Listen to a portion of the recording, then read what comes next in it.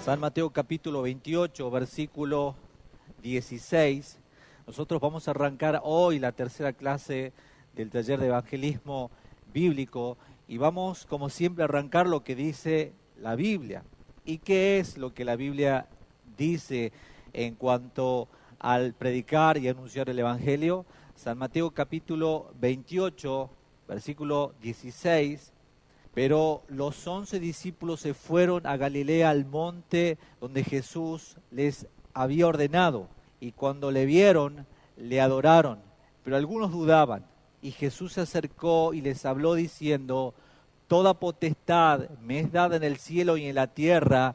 Por tanto, id y haced discípulos a todas las naciones, bautizándolos en el nombre del Padre y del Hijo y del Espíritu Santo, enseñándoles que guarden todas las cosas que os he mandado. Y he aquí que yo estoy con vosotros todos los días hasta el fin del mundo. Amén. Porque como decíamos la clase anterior, el último mensaje, el último sermón y la última ordenanza y mandamiento de nuestro Señor Jesucristo fue ir. La Biblia dice que la vida y el ministerio del Señor sirve de ejemplo para nosotros, que somos sus discípulos. Si quiere puede ir siguiéndome allí la diapositiva.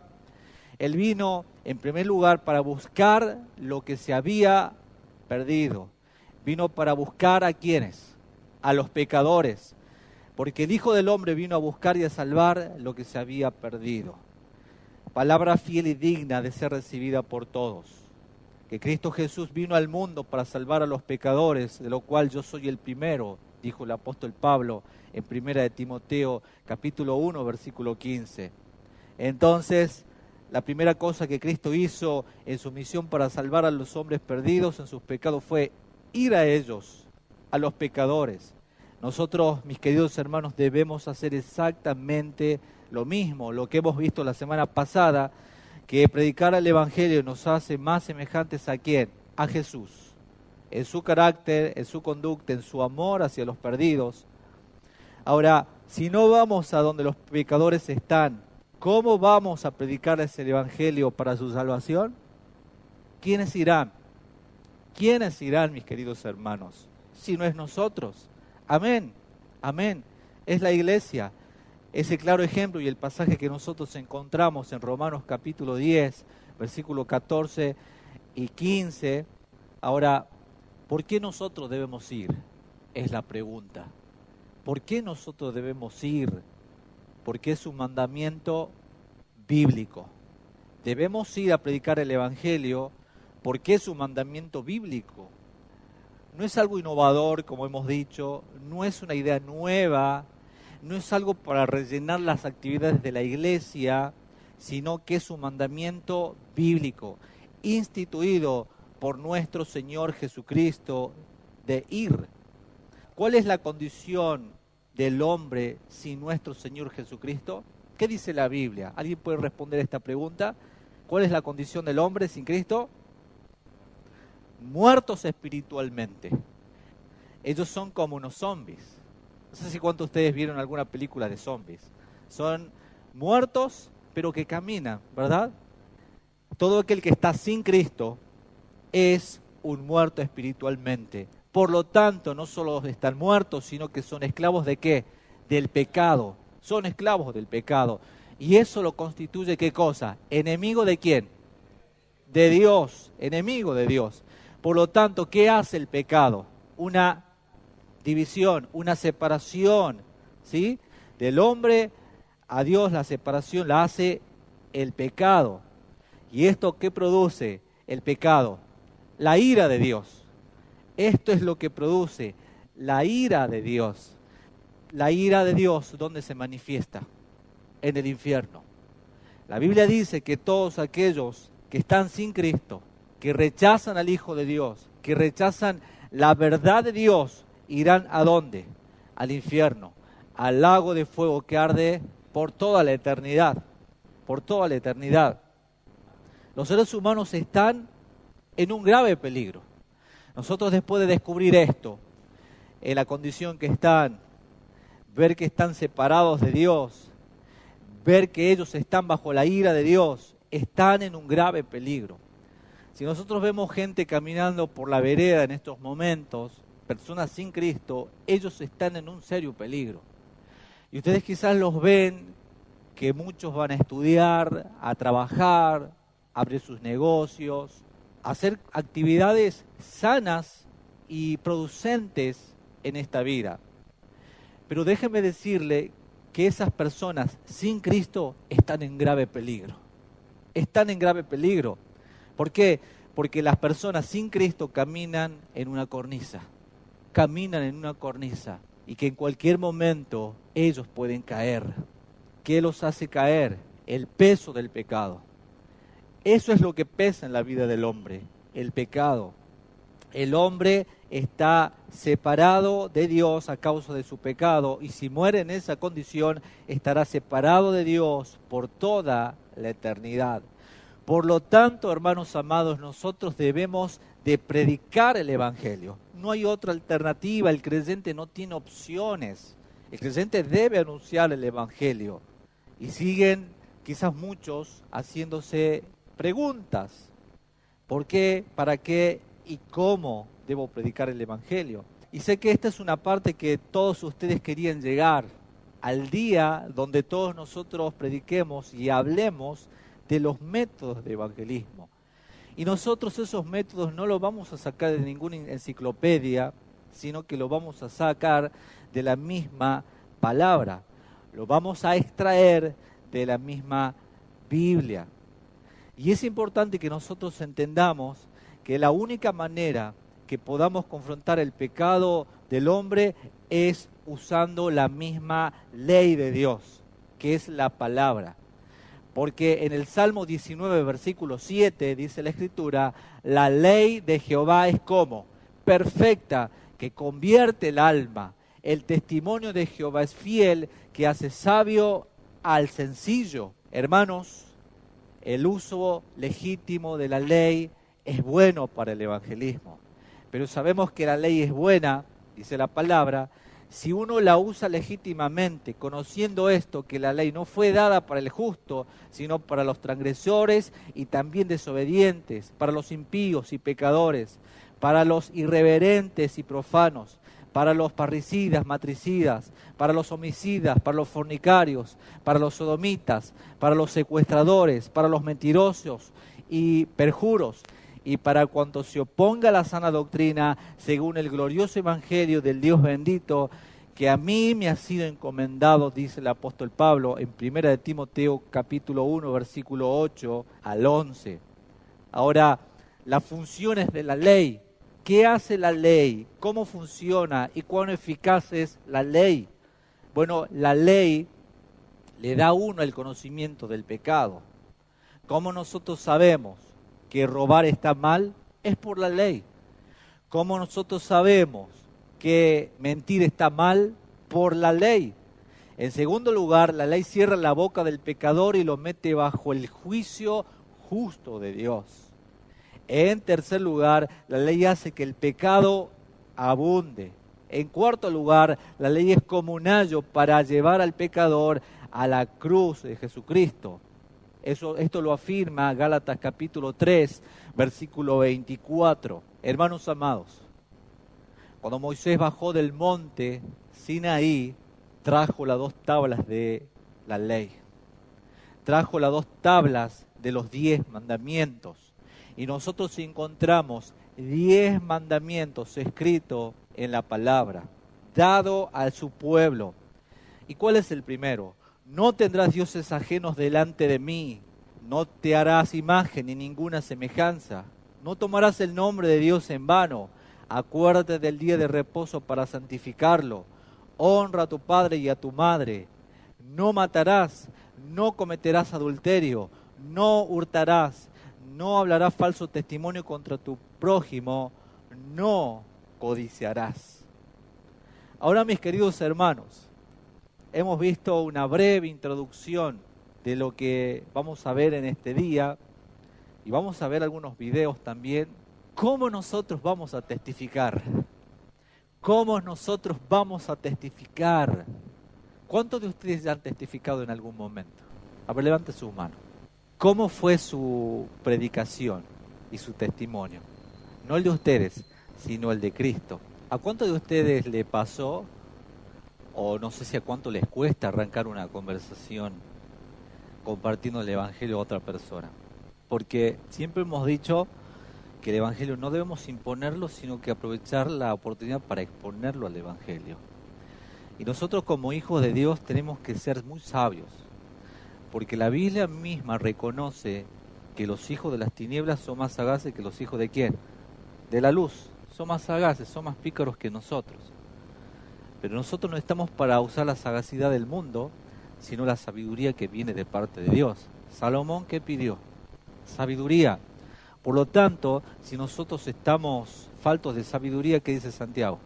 Que la pidamos. Hermanos, cada vez que hablamos a una persona, estamos desencadenando en ese mismo momento un campo espiritual y una batalla en el reino de las tinieblas, por un alma, por una persona. Esa persona, cuando nosotros arrancamos el diálogo, se puede reír, se puede asustar, se puede sorprender, o directamente puede evadir esa charla.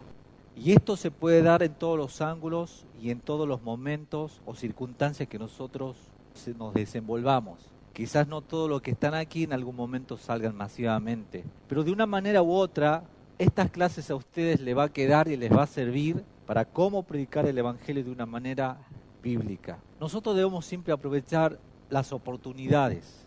Hay circunstancias que nosotros podemos aprovecharlas, pero ¿cómo nosotros arrancamos para empezar a confrontar a una persona que camina y está sin Cristo? Lo primero que nosotros tenemos que hacer a la hora de encarar a una persona, después de aprovechar la oportunidad de exponer la palabra, es, ¿qué dices tú? ¿Te consideras una buena persona? Cuando nosotros hablamos a alguien de esto, la mayoría de las personas siempre nos van a contestar la típica: no hago mal a nadie, la verdad que yo trabajo, no ando robando, soy una persona bastante buena. Ellos tienen un concepto muy positivo de ellos mismos. Esto revela orgullo en la vida de las personas cuando dicen esto. Esto revela su orgullo y su justicia propia también. Y en este punto es cuando nosotros, cuando ellos nos dicen, yo me considero una buena persona, es en el momento justo para utilizar la ley de Dios, los mandamientos del Señor. Y uno dice, ¿por qué nosotros vamos a utilizar los 10 mandamientos para predicar? Yo nunca lo había escuchado. Nunca había escuchado esto. Sí, yo pensaba que evangelizar era sellar unos tratados del ministerio evangelístico tal e invitarlo a la reunión y como broche de oro hacerle repetir la oración del pecador. Eso es evangelizar. Y después de la cosecha, ¿cuántas almas hiciste vos? ¿Cuántas almas hiciste vos? Sumemos. 150 almas para Cristo. Y eso fue el evangelismo durante muchos años para muchas personas. Pero usar los 10 mandamientos para predicar el evangelio es algo que nunca lo habías visto. O nunca lo habíamos visto. No es porque sea algo innovador, sino que siempre estuvo en la Escritura, siempre estuvo en la palabra y hasta el mismo Señor Jesucristo lo usó. Cuando uno se le acercó diciéndole, Maestro, ¿qué tengo que hacer para heredar la vida eterna? Ahora, las personas van a presentarse delante de nosotros diciendo, yo soy una buena persona. Nosotros sagazmente tenemos que decir esto, ¿te consideras buena persona delante de Dios o delante de todas las personas en esta tierra? Y créanme que el 100% les van a decir, me considero buena persona para la sociedad, para la sociedad. La gente se cree bastante buena. Y es en ese mismo momento donde nosotros tenemos y podemos empezar a aprovechar los 10 mandamientos. Con esta pregunta, ¿has guardado los 10 mandamientos? Y mucha gente ni siquiera se los recuerda a todos, pero por lo menos uno se van a acordar. Mínimo uno. Algunos dirán que sí, otros dirán que no, Fuera como fuera, simplemente usted continúe diciéndole a ellos. Echemos un vistazo por algunos. ¿Has mentido alguna vez? Y muy descarado, ¿no? Se van a poner a pensar. Cuando por obvias razones, claro que has mentido. Pero algunos literalmente se ponen a pensar si alguna vez dijeron una mentira. Algunos van a admitir la mentira, otros dirán que solamente han dicho mentiras blancas, mentiras piadosas. Unos pocos alegarán no haber mentido jamás, muy pocos y muy aislados. Pero ustedes, con mucho respeto siempre, y muy calmado y muy suavemente, siguen indagando en el asunto. ¿Quiere decir que nunca has dicho una mentira a nadie para engañarle? ¿Ni una sola vez le dijiste una mentira? Generalmente la persona dirá algo como, quizás cuando fui niño, creo que a mi mamá, y ustedes pregúntenle esto. Entonces, si tú dijiste una mentira, o algunas mentiras a tu mamá cuando eras niño, ¿eso qué te hace? Un mentiroso. Y quizás hasta ahí no lo había visto de esa manera. Sigue platicando con esta persona, siempre englobando los 10 mandamientos. Sigue platicando de los mandamientos y hasta ahí no uses otros pasajes de la Biblia. Tal vez quieras seguir con otras preguntas acerca de robar. Ustedes siempre traten de diferenciar, porque robar y hurto es totalmente distinto, ¿no? El hurto es que yo le saque algo a alguien sin que se dé cuenta. El robo es algo con violencia, es un asalto, por ejemplo, ¿verdad? Entonces, podemos seguir con los 10 mandamientos y les pueden decir ustedes esto: tomaste algo que no te pertenecía en un momento sin importar su valor, cualquier cosa, y seguramente se van a acordar y van a decir que sí. Se van a acordar cuando le sacaban plata a su mamá para los videojuegos. Bueno, esa era nuestra época, Emanuel, hoy ya no. Pero bueno, en algún momento le sacaron dinero a su madre. ¿Has tomado el nombre del Señor en alguna ocasión en vano? Y quizás no sepan diferenciar estas cosas, pero ustedes díganle esto: maldecir por el nombre de Dios. O cuando nos duele algo, ¡ay Dios! Estás utilizando el nombre de Dios en vano. Cuando el nombre de Dios es algo muy sagrado, no decimos Saddam Hussein, no decimos Bin Laden, no decimos Cristina. ¿Por qué Dios? Eso es usar el nombre de Dios como en vano.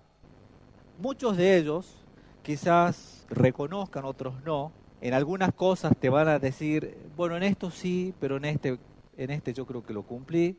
Y cuando ustedes terminen de citar todos los mandamientos, ellos mismos van a sacar una evaluación. Pero ustedes pueden rondar por todos los mandamientos, si quieren. Ustedes van a ver el momento, la oportunidad.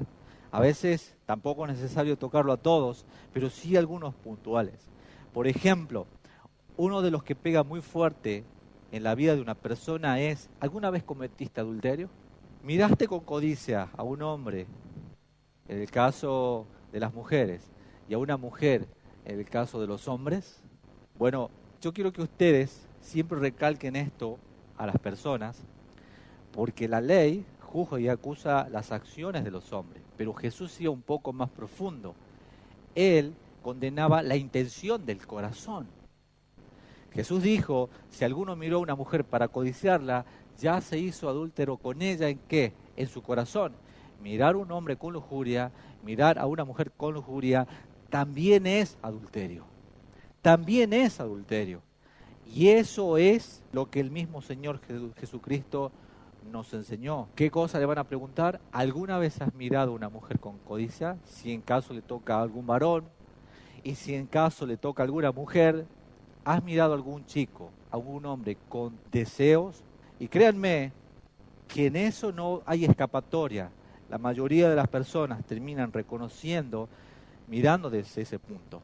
Porque quizás muchos piensan por ahí el acto de adulterio físico con una persona, pero nunca toman en cuenta la intención del corazón, cuando Jesús nos enseña que es adulterio. Otra de las cosas que le pueden preguntar es: ¿alguna vez has matado? ¿Qué dice la palabra? No matarás. Y yo creo que nadie reconoce que asesinó a alguien, a menos que nos encontremos una persona que estuvo en la cárcel muchos años, que hoy se está reivindicando, que está restituyendo su vida, pero son casos que por ahí difícil de encontrar. Obviamente la mayoría dirá que no. Jesús dijo que si solamente llamas fatuo o tonto a tu hermano, corres peligro de juicio. Y la Biblia dice que si has odiado a alguien alguna vez, eres un asesino ante los ojos de Dios. Dios no juzga las acciones solamente, Él conoce las intenciones del corazón. Por lo tanto, si aborrecemos a alguien, somos pecadores, estamos en pecado. La Biblia dice que nosotros corremos peligro de juicio. Si llamamos tonto, fatuo o insultamos a una persona con odio y con desprecio. Yo no sé si ustedes alguna vez habían visto este punto importante, pero es lo que la Biblia hace en el corazón del hombre. La otra pregunta, basándonos en los mandamientos, por ejemplo, en el segundo, no te harás imagen ni ninguna semejanza. Le pueden preguntar ustedes, ¿no has hecho un ídolo o un dios a tu conveniencia?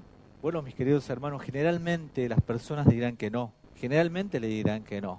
Bueno, en nuestro país nosotros tenemos un país muy idólatra, pero la gente, hay algunas que dirán, bueno, yo no creo en esas cosas. La verdad que no, eso no es lo mío. Eso no es lo mío. Nos encontramos muchas veces con esta clase de personas. Pero muchas personas piensan que idolatría es solamente la adoración a las imágenes. Pero la idolatría es algo o todo aquello que le demos el primer lugar antes que Dios. Puede ser el trabajo, puede ser el dinero, puede ser una persona, los hijos, un esposo, una esposa. Y estas personas en las cuales nosotros confrontamos con este pecado, le decimos, eso es pecado, pero esas personas dentro suyo dicen, pero Dios es amoroso y no me mandaría al infierno. Y es verdad, tienen razón. Ese Dios que tienen ellos no las mandaría al infierno, porque el Dios verdadero, con mayúscula, sí las condenaría por idólatras. El Dios de ellos no las condenaría, es verdad, porque su Dios es el dinero, la avaricia, todo aquello que ocupa el primer lugar antes que a Dios. Ese Dios no los condena, pero el verdadero Dios sí, quien demanda toda la gloria, toda la honra y la alabanza, el primer lugar en sus vidas. Yo creo que cuando nosotros como creyentes nos examinamos a la luz de estos pasajes, porque realmente nosotros como creyentes, como cristianos, Dios es el primer lugar en nosotros, como lo demanda la palabra, que amarás al Señor tu Dios con todo tu corazón, con toda tu alma, con toda tu mente, con todas tus fuerzas. ¿Lo hacemos realmente? ¿Hay otra cosa que ocupa el primer lugar antes que Dios? Juan Calvino decía que nuestro corazón es una fábrica de ídolos. Y es muy fuerte eso. Es muy fuerte. Nuestro corazón es una fábrica de ídolos. Idolatramos todo aquello que le tenemos admiración. Por lo tanto, mis hermanos, en medio de la charla con el pecador, terminamos diciéndole también, ¿has honrado alguna vez a tus padres? ¿Has honrado a tu padre, a tu madre, tratándolos bien, de modo que agrade a Dios? Y fíjese que este mandamiento no se trata si tu padre sirve o no sirve, si tu padre te dio el ejemplo o no, si es bueno o malo. La Biblia dice, honra a tu padre y a tu madre para que tus días sobre la tierra sean prolongados. Por lo tanto, la Biblia no te dice, honra a tu padre y a tu madre, excepto en estos casos. No, hay un mandamiento firme que debemos honrarlo. Y este puede ser algún punto cuando nos toquen jóvenes, cuando nos toquen adolescentes, podemos tocar. Otro de los mandamientos que podemos tocar, codiciado jamás algo que no te pertenece, algo que no te perteneció. Ese es uno de los mandamientos que también podemos usar. Has santificado el día de reposo, el día del Señor, porque recuerden esto, que Dios quiere un día para Él, que 6 días trabajes y el 7º día descanses, porque es un día sagrado para el Señor. Eso es darle un día puntual y específico, dedicarlo para el Señor, para darle la honra. Nosotros tenemos el día del Señor para congregarnos como iglesia, pero la persona inconversa, impía, no se acuerda de Dios. No se acuerda de Dios. Todos los días de su vida vive para Él, vive para su vida. Y esto va a servir como un ensayo cuando ustedes tengan que hablarle a otra persona. Ahora, haciendo un repaso, cuando una persona se nos acerca a nosotros, o cuando nosotros, mejor dicho, nos acerquemos a ella aprovechando la oportunidad, le vamos a decir, ¿te consideras una buena persona? Quizás la persona le va a decir, sí me considero una buena persona, delante de los ojos de la sociedad, delante de los ojos de Dios, y yo creo que delante de la sociedad soy una excelente persona. ¿Estás seguro que eres una buena persona? ¿Alguna vez has robado? Y no creo, o capaz que sí. ¿Alguna vez cometiste adulterio? No, eso no. Pero aquel que miró a una mujer con codicia, ya adulteró con ella en su corazón, dijo el Señor Jesús. Ahora, pongan que una persona 9 mandamientos ha cumplido, pero en uno ha fallado, ¿qué pasa?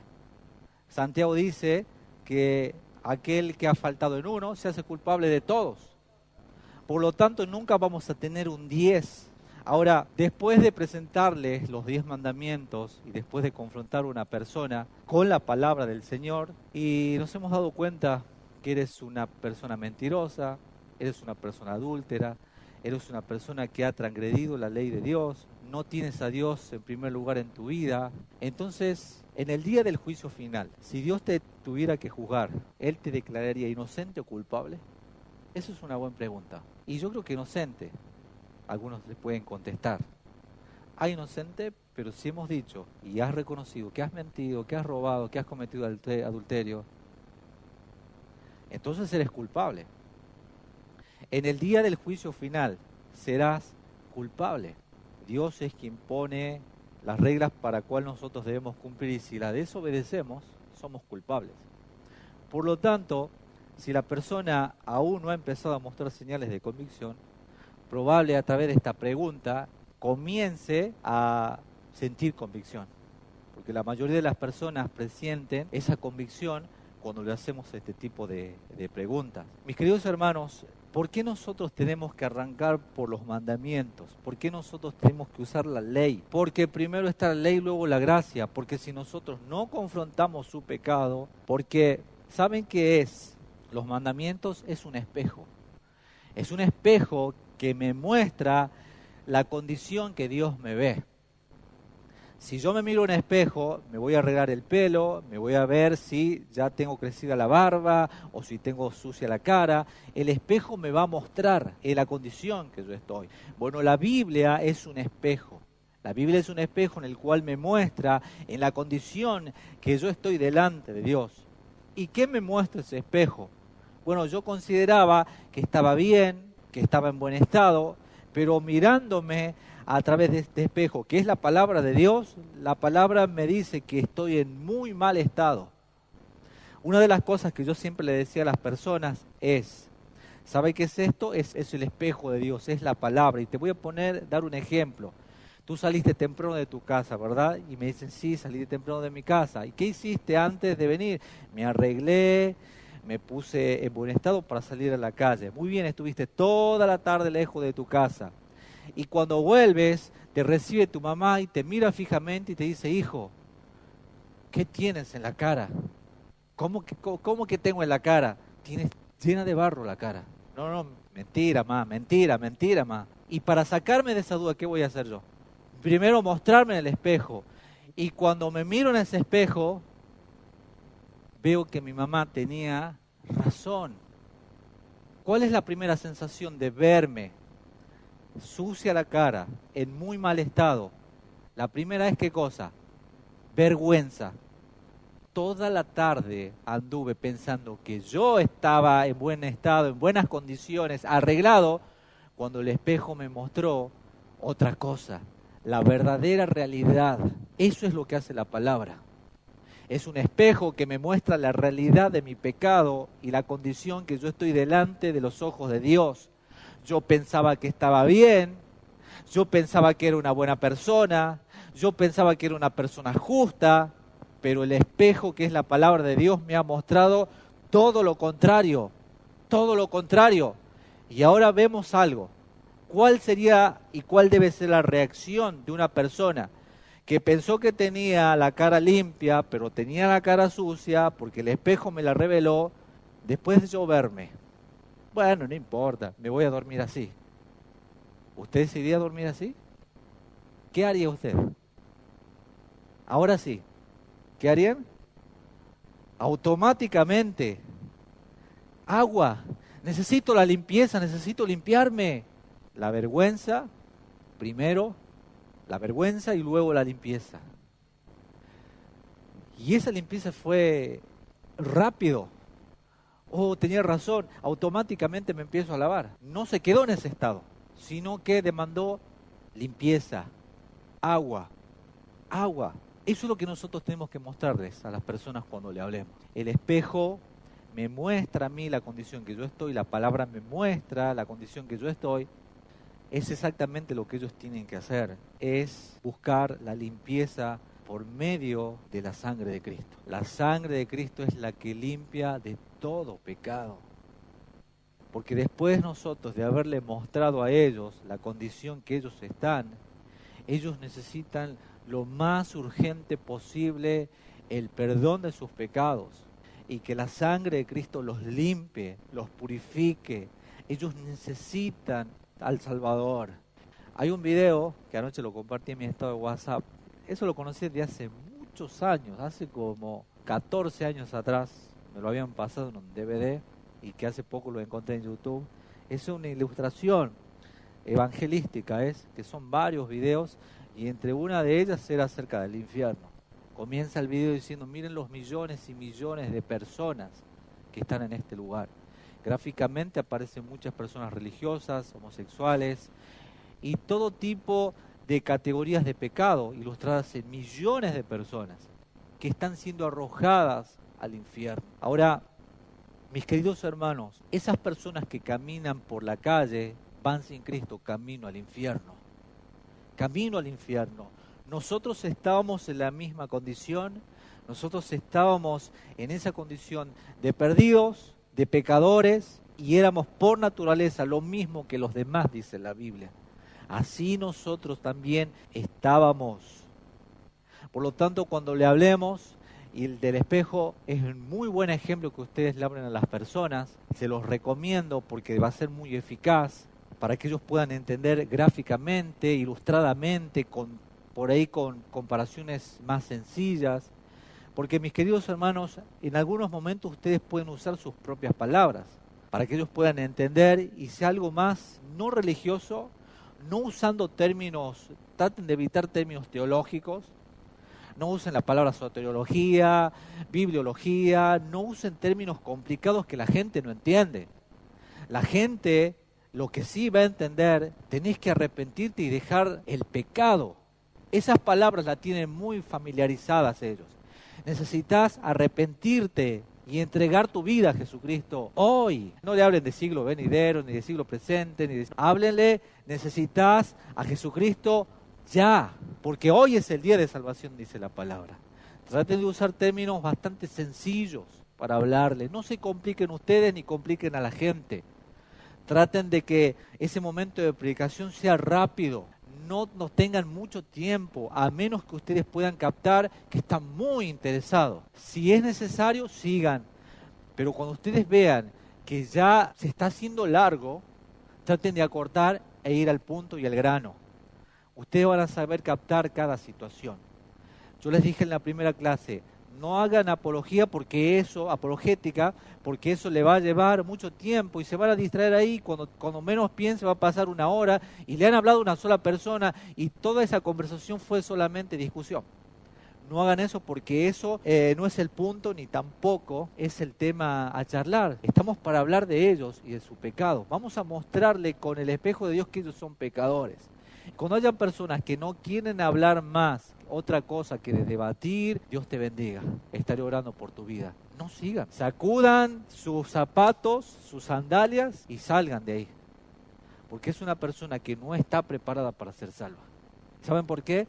Porque la persona que está preparada para ser salva es una persona que quizás al comienzo no entienda cuando le empezamos a hablar, pero a medida que vayamos hablando le estamos mostrando su pecado, estamos viendo que esa persona está siendo confrontada y también la gracia de Dios está obrando en su corazón. Sigamos hasta el final todo lo que nosotros venimos aprendiendo, porque nos vamos a encontrar muchísimas cosas. Ateos hay por todos lados.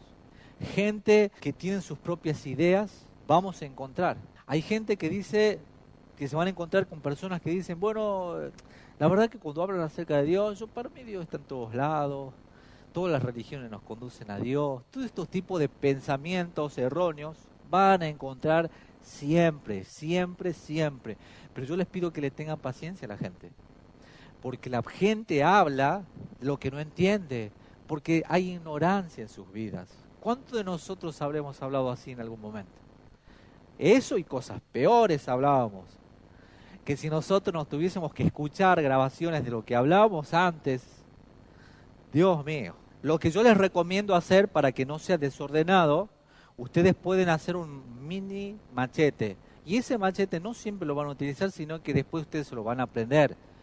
¿Cuáles son las primeras preguntas que ustedes pueden hacer a una persona? ¿Cómo encarar para que no sea desordenado? Porque va a llegar el momento cuando la primera persona que hablen se van a poner algo nerviosos. Y eso va a ser inevitable. Va a ser inevitable. Pero a la segunda persona, cuando le hablen, yo creo que ya perdieron el miedo con la primera y entonces la segunda, ¿me entienden? Va a ser normal. Y nunca van a ir de uno, sino que van a ir de dos. Van a ir de dos. Si hay uno que no se siente seguro, va a hablar el otro que es un poquito más suelto en palabra, y yo, que todavía no me animo, voy aprendiendo cómo lo hizo el otro. ¿Me entienden? Entonces, yo creo que ya vamos a ver un par de ilustraciones y con eso ustedes van a captar la idea, van a captar lo que va a ser muy bueno y eficaz para nosotros. Ahora, todo lo que nosotros estamos hablando no es una idea nueva ni innovadora, sino que estamos aprendiendo cómo usar la Biblia adecuadamente para predicar a otros, de una manera eficaz. Porque nosotros no debemos predicar el Evangelio de una manera almática, usando nuestras emociones, sino que debemos hablar la palabra. Y ya va a llegar el momento, porque en algunos momentos usted va a ver que una persona empieza a quebrantarse, usted también se va a quebrantar, y eso va a ser muy bueno cuando empiecen a hablarles de la gracia, hablándoles del amor del Señor. Nosotros estamos para proclamar el Evangelio a todas las personas. Estamos para hacer visible y accesible a Cristo. Eso nunca nosotros lo olvidemos. Ahora, después de que nosotros le hayamos preguntado, si Dios te juzgara por los 10 mandamientos en el día del juicio final, ¿serías inocente o serías culpable? La persona se va a empezar a abrir, la persona va a empezar a responder, y nosotros debemos empezar a decirle que Dios proveyó una manera para que seas perdonado. Después que esa persona ha reconocido, que le hemos mostrado la condición de él, y si hoy parte de esta tierra, está condenado. Porque es importante decirles que si hoy mueres, según la Biblia, te vas al infierno. Y hay cosas que le van a resultar chocantes, pero mis hermanos, no nos frenemos de decir eso. Es importante que le digamos la verdad. ¿Y saben lo que yo siempre le decía a las personas? Perdóname que sea tan duro diciéndote las verdades bíblicas, pero te doy un ejemplo. Si vas a un médico y el médico, después de haberte pedido unos estudios, lee algo que no está bien, que hay un cáncer, y te termina diciendo que es un simple dolor de cabeza y que tomes una aspirina, ¿el médico te está diciendo la verdad o te está mintiendo? Te está mintiendo. Y no está siendo honesto, y no te está dando la oportunidad de un tratamiento donde mucha gente se sanó y tuvo la oportunidad. Si no te dice la verdad, te está mandando a la misma muerte sin que tú lo sepas. No está siendo honesta. Bueno, eso es lo que yo estoy siendo contigo, honesto. Te estoy diciendo lo que la palabra de Dios dice, que estás en un serio peligro, pero también te estoy dando la salida, que Dios proveyó una manera para que seas perdonado, y que es la vida de Jesucristo, quien vino a sufrir y a morir en tu lugar. Vino Él a morir en tu lugar. Hay muchos ejemplos que podemos dar acerca de esto, pero lo vamos a ver la semana que viene, otros ejemplos muy importantes, pero yo ahora quiero mostrarles a través de unos videos que se puede, mis hermanos. Estos videos que le va a ser de mucha ayuda.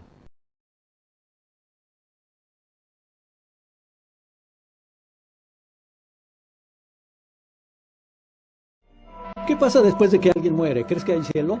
Seguro, vamos a ir al cielo. Sí, señor. No, creo que eso del cielo e infierno son cuentos. ¿Tienes miedo de morir? No, no tengo miedo a la ¿A muerte. dónde irás cuando mueras? Ahora al infierno. Steve, ¿qué crees que pasa cuando alguien muere? ¿Crees que hay vida después de la muerte? No sé, probablemente. Probablemente no. ¿Eso es todo lo que hay? Pienso que sí. ¿Crees que Dios existe? No lo creo. Si hay un cielo, ¿crees que irás allá? ¿Eres buena persona? Seguro. Dios no estaría enojado conmigo. Soy una buena persona moralmente. Sí, soy buena persona. Espero que sí. Sí, señor. Creo en Dios, creo en la bondad, no le hago mal a nadie. Si hay cielo, ¿crees que eres muy bueno para ir allá? ¿Eres buena persona? Creo que soy buena persona. ¿Por qué irías al infierno? Por el tipo de vida que tengo. No hay infierno. No creo que haya un juicio. ¿No crees? No, no creo en eso. Entonces, ¿qué le va a pasar a Hitler en el día del juicio? Está en el infierno. ¿Cuántas mentiras has dicho en tu vida? No lo sé, miles pienso yo. ¿Mentiras? ¿Mentiras? Pues demasiadas. Oh, muchas. ¿Cómo le llaman a alguien que dice muchas mentiras? ¿Un mentiroso? ¿Alguna vez has robado? ¿En mi vida? Ujú. ¿Alguna vez? Sí. Sí, seguro. ¿Cómo le llaman a alguien que roba? Un ladrón. Entonces, ¿qué eres tú? Mentiroso y ladrón. ¿Has usado el nombre de Dios en vano? Absolutamente. Seguro que sí. Absolutamente. ¿Has usado el nombre de Dios en vano? Sí. Te escuché decir su nombre antes, hace 30 segundos, cuando hablabas de mentir. ¿Sabes que eso se llama blasfemia cuando usas el nombre de Dios para decir maldiciones? Creo que sí, sí lo es. Jesús dijo, si miras a una mujer con lujuria, cometes adulterio en tu corazón. ¿Alguna vez has visto a alguna mujer con lujuria? Dispárame ahora. Sí, señor. Sí.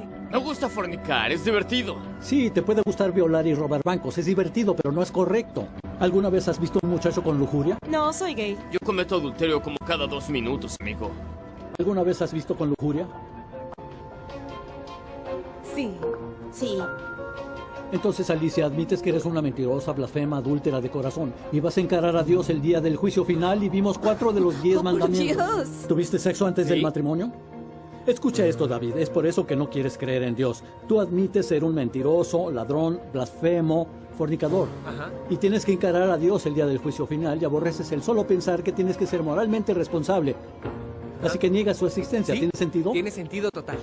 John, estás en grandes problemas el día del juicio. Por tu propia admisión eres un ladrón, mentiroso, blasfemo y adúltero de corazón y un fornicador. Wow, es ¿Irás al mucho. cielo o al infierno?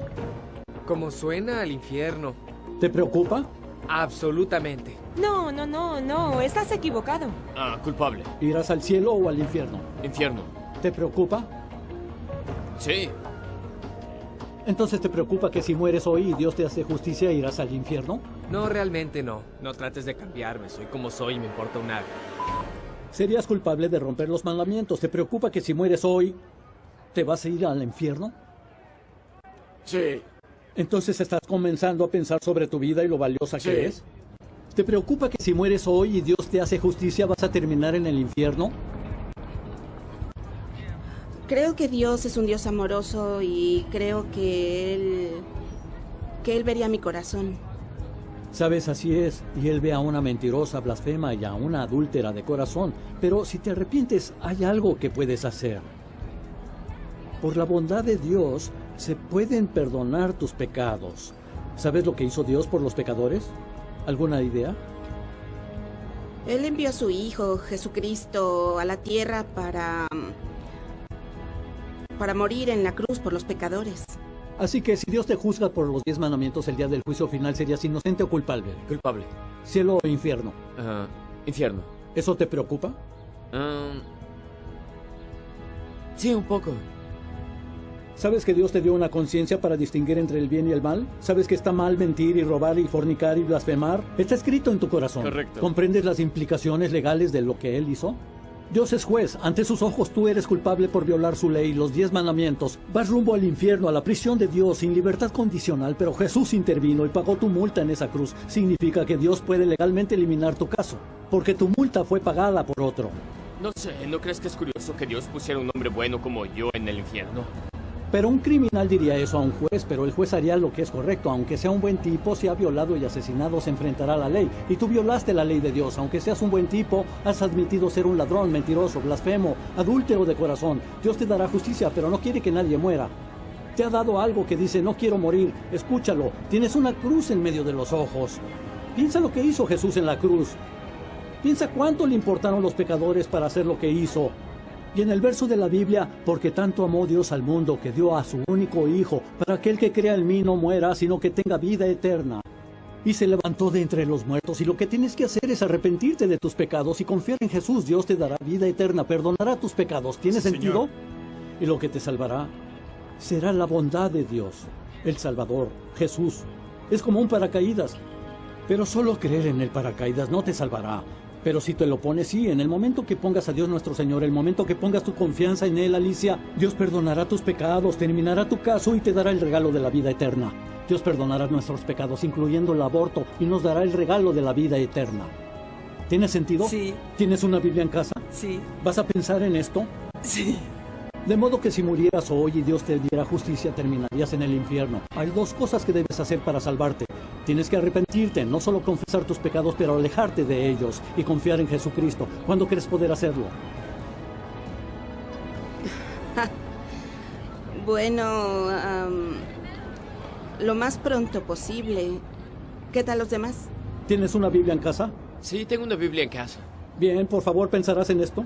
Claro, por supuesto, ¿por qué no?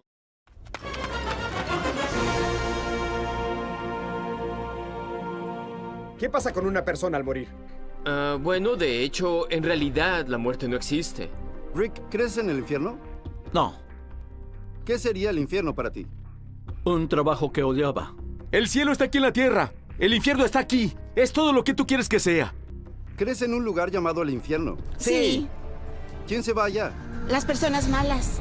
Aquí estoy, ¿me estás viendo? No. ¿A dónde vas a ir cuando mueras? Tal vez al infierno con mis amigos. ¿Te preocupa eso? Realmente no.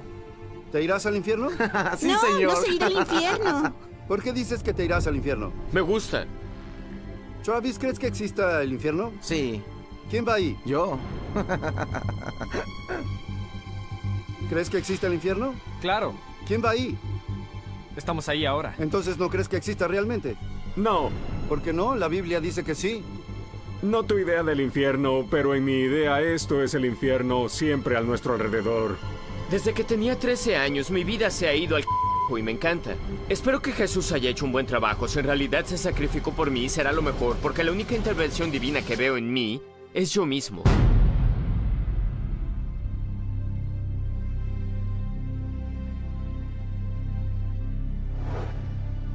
La Biblia dice con frecuencia que Dios es justo y que por tanto habrá un juicio del pecado. El pecado debe ser pagado, ya sea por un sustituto perfecto, el cual la Biblia revela como Jesucristo, o castigando solo al pecador mismo. El juicio final es cuando, antes de entrar en el estado eterno, se presentan todas las cuentas que hay que saldar. Todo eso se balancea. El hombre es juzgado según lo que ha hecho. Y no estando en Jesucristo, todos aquellos que son juzgados por los libros de sus acciones y hechos, la Biblia dice que irán a un lago de fuego.